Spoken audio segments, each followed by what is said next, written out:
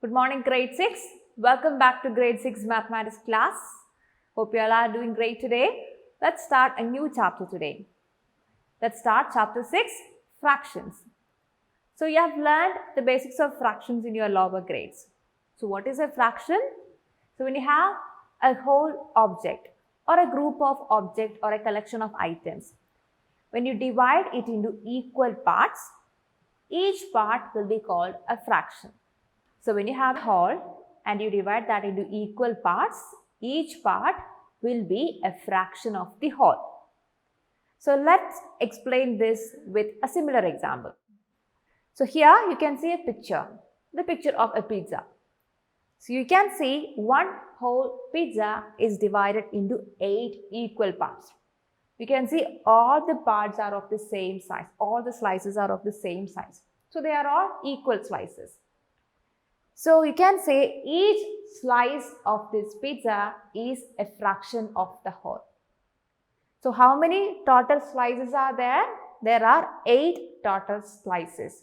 So here the whole or the total number of parts is equal to 8.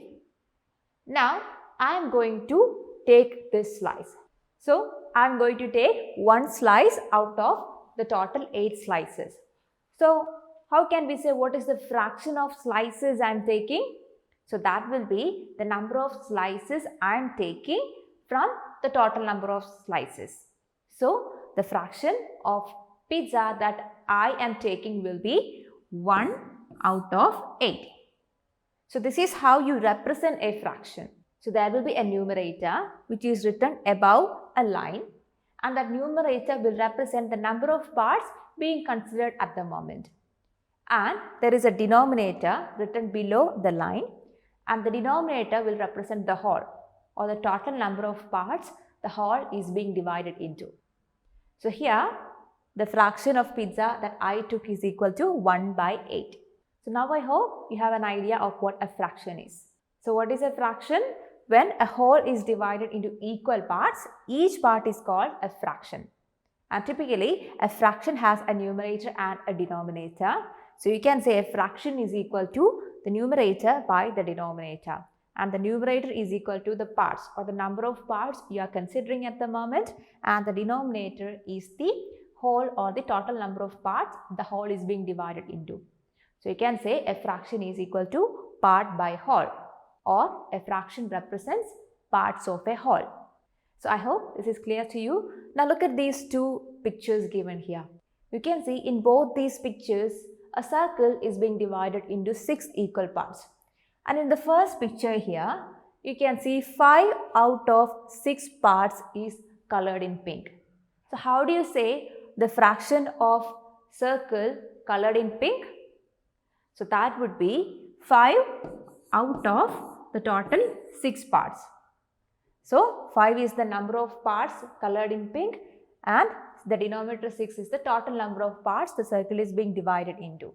Now in the second picture here, you can see circle is being divided into 6 equal parts and all the parts are colored in yellow.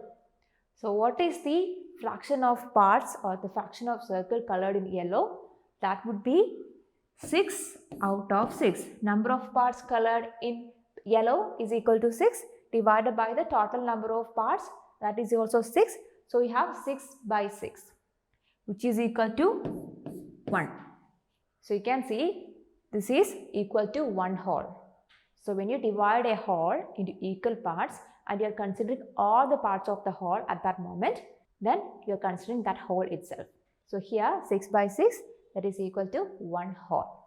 So there is a flashback exercise given in page number 77 of your textbook.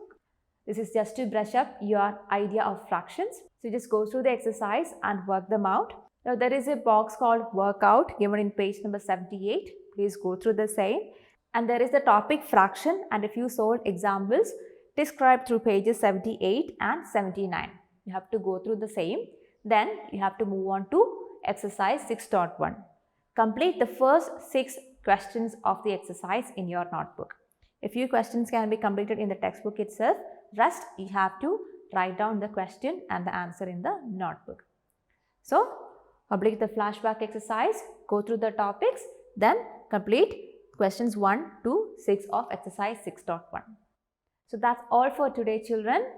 You can submit your answers to Microsoft Teams. We will meet in the next class with a new topic. Till then, bye.